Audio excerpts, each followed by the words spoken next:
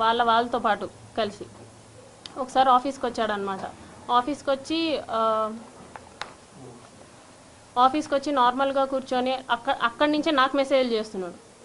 అక్కడి నుంచే నాకు నార్మల్ అంటే వాట్సాప్లో బ్లాక్ చేశాను, ఇన్స్టా ఫేస్బుక్ అవన్నీ బ్లాక్ చేస్తే నార్మల్ మెసేజ్ చేశాడు అనమాట. నీట్గా కామ్గా బ్లాక్ నుంచి తీస్తే బాగుంటుంది, లేకపోతే బాగోదు అనేసి నాకు ఇక్కడ నేను ఎదురుగా ఉన్నాను, అక్కడి నుంచి నాకు మెసేజ్ చేశాడు అనమాట. సో ఈ టైప్ ఆఫ్ భయాలు నాకున్నాయి. నాకైతే ఎవరు లేరు చెప్పుకోవడానికి. ఒకవేళ చెప్పుకున్నా సరే నా వెనక వచ్చి అడిగే వాళ్ళు లేరు. సో కాబట్టి నేను చెప్పలేదు అనేసి నేను చెప్పాను అనమాట. వాళ్ళదంతా నీ ఇష్టం అయిందంతా అయ్యింది, తీయాల్సిన పరువు అంతా తీసావని చెప్పేసి మా వాళ్ళంతా దూరంగా ఉన్నారు. అంటే ఎవరు పనుల్లో వాళ్ళు ఉన్నారు, నన్ను ఎవరు పట్టించుకోలేదు. మా హస్బెండ్ వచ్చేసి మా బాబుని తీసుకెళ్ళిపోయాడు అనమాట. వీడు నీ దగ్గర అయితే సేఫ్ కాదు అని చెప్పేసి. రీసెంట్గా అలా January 7th, 2026 రీసెంట్గానే ఒక 20 days బ్యాక్ వాళ్ళందరూ ఎవ్వరూ మాట్లాడడం మానేసిన తర్వాత మా హస్బెండ్ వాళ్ళ అక్కకు కూడా 11:30 ఆ టైంకి కాల్ చేసి, మీ ఎవ్వరూ ఆమెకి ఫోన్ చేయకూడదు, మీ ఎవరు ఆమెతో మాట్లాడకండి అంటే ఆవిడ నాతో మాట్లాడడం మానేసింది. ఆవిడ తిరుపతిలోనే ఉంటారు, రైల్వే కోడ్ నుంచి 30 kilometers దూరం. ఆవిడ మాట్లాడడం మానేసింది.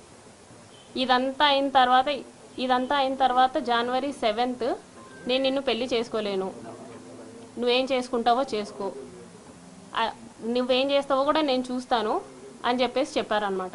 ఇదంతా చేసి నువ్వు పెళ్ళెలా చేసుకోకుండా ఉంటావు, 1.5 సంవత్సరంగా నువ్వు నన్ను ఎంత నాశనం చేసావు, పెళ్ళెలా చేసుకోకుండా ఉంటావు అనేసి నేను అడిగాను.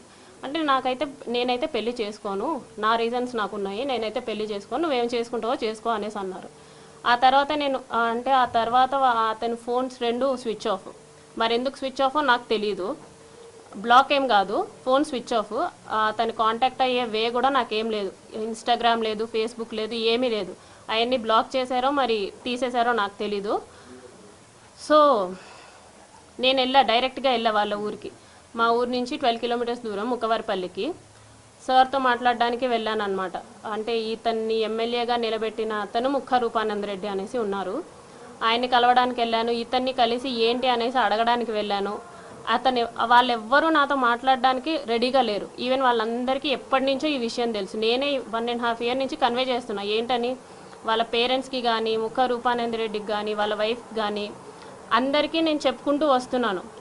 పోలీస్ కంప్లైంట్ ఫస్టే ఇవ్వచ్చు, కాకపోతే ఇప్పటికీ నా కంప్లైంట్ తీసుకోలేదు ఎస్పీ ఆఫీస్లో తిరుపతిలో. ఇంత జరిగిన తర్వాత కూడా నేను ఎస్పీ ఆఫీస్కి వెళ్తే అక్కడ ముందే ఇన్ఫర్మేషన్ ఉందంట, ఈ అమ్మాయి కంప్లైంట్ తీసుకోకండి అనేసి. ఇక్కడ కోడూరులో పోలీస్ స్టేషన్కి వెళ్తే వాళ్ళమ్మ నా మీదే ఎఫ్ఐఆర్ ఫైల్ చేసిందంట, నేనేదో బ్లాక్మెయిల్ చేస్తున్నాను అతన్ని అనేసి. ప్రూఫ్స్ లేవు, వాళ్ళ సేఫ్ సైడ్ వాళ్ళు చూసుకుంటున్నారు. నన్ను మీట్ అవ్వడానికి ఎవ్వరూ రెడీగా లేరు. ఎన్నోసార్లు వెళ్ళా. మా మావయ్య కూడా వచ్చారు, మా మావయ్య భాస్కర్, ఆయన కూడా వచ్చారు, ఆయనతో పాటు వెళ్ళాను అనమాట. వాళ్ళు పెద్ద వాళ్ళు వచ్చినా కూడా, మా తరపున వాళ్ళు ఎవరు వచ్చినా కూడా వాళ్ళు మాట్లాడడానికి రెడీగా కూడా లేరు. వాళ్ళ అమ్మ నాన్న కానీ, ఫోన్ కాల్స్ కానీ, ఏదైనా కానీ మాట్లాడడానికి రెడీగా లేరు.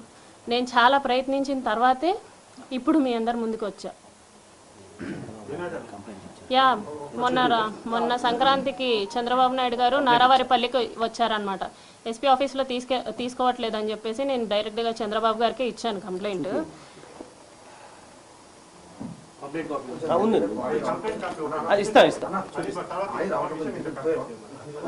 జస్ట్ చూపించా అంటే ఇంతవరకు చెప్పలేదు.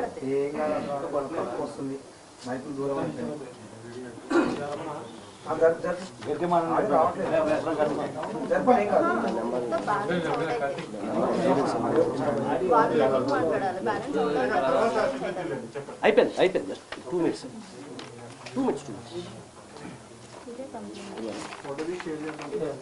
అది ఉంది కదండి, కాపీ అది కదండి.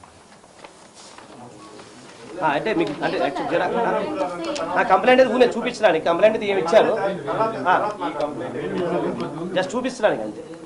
ఓకే ఏమన్నారని చెప్పండి. గ్రీవెన్స్ నెంబర్ ఇచ్చారండి నాకు. నెంబర్ చెప్పండి ఎంత మీ దగ్గర.